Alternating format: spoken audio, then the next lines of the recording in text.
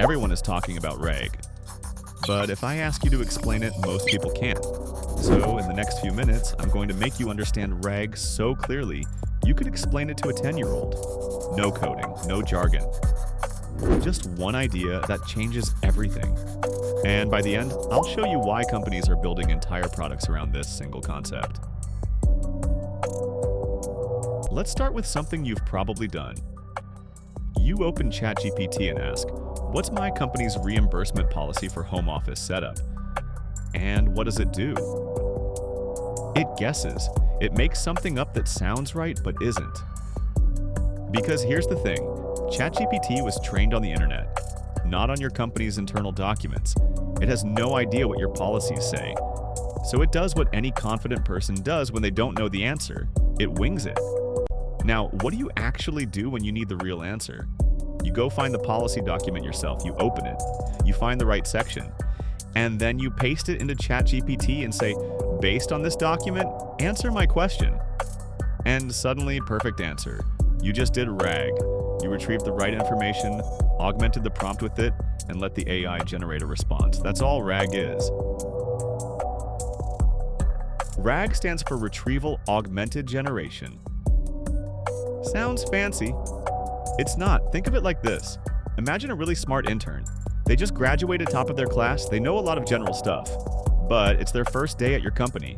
They don't know your policies, your products, your customers. Now, if you just ask them a question, they'll give you a generic answer. Maybe even make something up. But what if, before they answer, you hand them the right folder, the one with the exact information they need? Now, suddenly, great answer. That's RAG. The retrieval is finding the right folder. The augmentation is handing it to the intern. The generation is the intern giving you the answer. 3 steps. Find the info, add it to the prompt, generate the answer. That's it. Now, if this is already making sense and you want to see more videos like this, hit subscribe and tap the bell icon so you don't miss the next one. Okay, so now the big question. How does the system actually find the right information? Because this is where most RAG systems either work beautifully or completely fall apart. The simplest approach is keyword search. You take the user's question, pull out the important words, and search for exact matches. So if someone asks about reimbursement for home office, you search for those exact words. Reimbursement. Home office. And it works. Sometimes. But here's where it breaks. What if the user types remote work allowance instead? Same meaning, completely different words. Keyword search finds nothing. Or what if your document says work from home stipend? Again, same concept, different words. 0 matches. This is the fundamental problem with keyword search. It matches words, not meaning. And that's a huge limitation. So how do we fix this? We stop searching for words, and we start searching for meaning. This is called semantic search, and it works through something called embeddings. Here's the idea. Computers don't understand words, they understand numbers. So we need a way to convert words into numbers that capture what those words actually mean. That's what an embedding model does. It takes a sentence like, dogs are allowed in the office, and converts it into a long list of numbers. But not random numbers. These numbers are coordinates. Think of it like plotting every sentence onto a giant map. Sentences that mean similar things end up close together on this map. King and queen, close together. King and pizza, far apart. Dog and puppy, right next to each other. Dog and spreadsheet, opposite ends of the map. Now here's why this is powerful. When someone searches for remote work allowance, the system converts that into coordinates, looks at the map, and finds documents about work from home stipend sitting right nearby. Even though the words are completely different, the meaning is the same. And the map knows it. That's embeddings. Numbers that understand meaning. So now we have all these embeddings, these lists of numbers that represent meaning. But where do we store millions of them? And how do we search through them fast? You need a special kind of database, a vector database. Think of it like a library, but not a normal library that organizes books by title or author. This library organizes everything by what it's about. You walk in and say, I need something about remote work policies, and the librarian doesn't check the catalog. Instead, she looks at the meaning map and instantly pulls the 3 most relevant documents off the shelf. Not because the title matches, but because the content is semantically close to what you need. That's a vector database.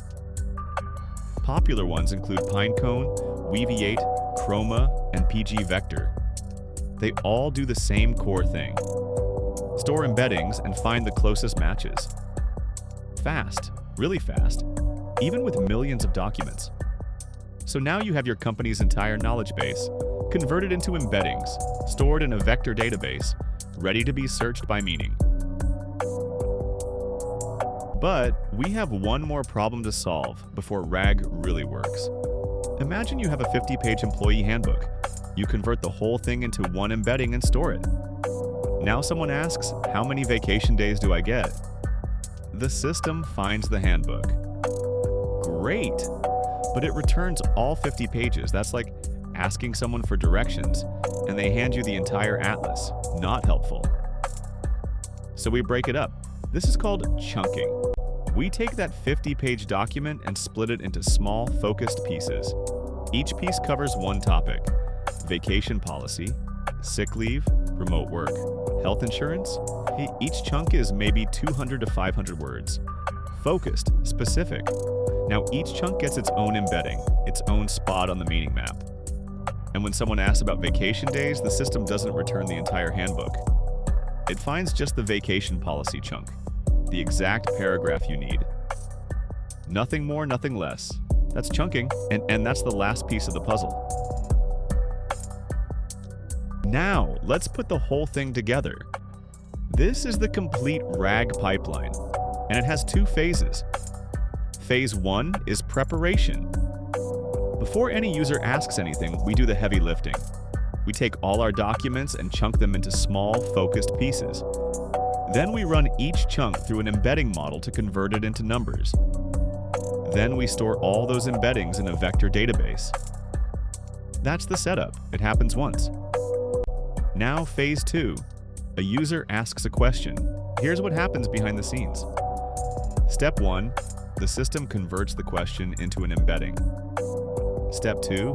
It searches the vector database for the closest matching chunks. Step 3. It takes those chunks and stuffs them into the prompt, right alongside the user's question. Step 4. The LLM reads the context and generates an accurate, grounded answer. That's it. Chunk, embed, store, then search, augment, generate. That's the complete RAG pipeline. And the whole idea comes down to one sentence. RAG is just giving AI the right context before it answers. Now, here's a mistake a lot of people make. They think RAG is the answer to everything. It's not. There are 3 main ways to make AI better, and each one solves a completely different problem. First, prompt engineering. This is about giving the AI better instructions. Think of it like a rule book. You tell the AI, don't discuss salary. Always be polite. Redirect sensitive questions to HR. This controls behavior. Second, fine-tuning. This is about changing how the AI sounds and responds. You feed it hundreds of examples of the tone and style you want, and it learns to respond that way. Want your chatbot to sound like your CEO? Fine-tune it on their emails, their speeches, their blog posts. This changes personality. And third, RAG. This is about giving the AI access to information it doesn't have. Your internal docs, your product catalog, your company policies. This provides knowledge, so remember this. Prompt engineering controls behavior. Fine-tuning changes personality. RAG provides knowledge. 3 different problems, 3 different tools. And there it is. The complete picture. Embeddings turn meaning into numbers. Vector databases store and search those numbers. Chunking breaks documents into focused pieces. And RAG brings it all together, retrieving the right info at the right time. These concepts don't exist in isolation. They're layers. Each one builds on the last.